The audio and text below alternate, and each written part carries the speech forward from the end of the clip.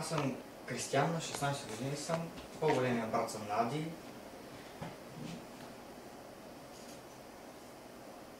Какво да кажа друго? Имаш ли приятели, които познават Ади? Да, повечето ми приятели я познават.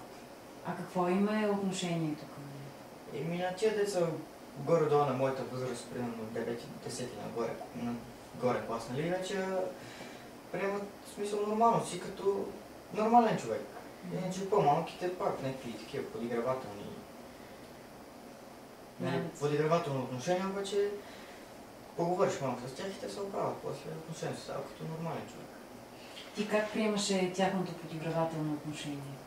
Излизаш и... Не знае ли пил. В смисъл беше гадно, обаче после се оправихме. В смисъл говорим на обала така и се оправихме. В смисъл сега вече няма подигравателни такива работи. Вече няма такова отношение.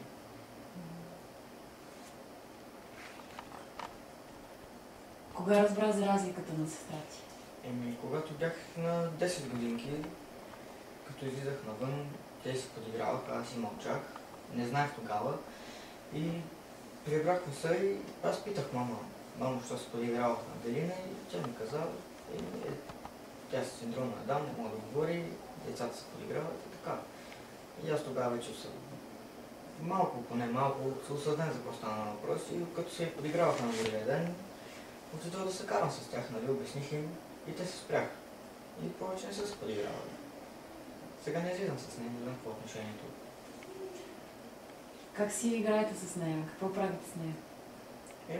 Играем си на компютъра, примерно, или като вземи картите и тичи с тях и стаите и бате, да играем и ние отиваме и играем. Примерно с играчки нещо играем. Тя провокира игрите. Да.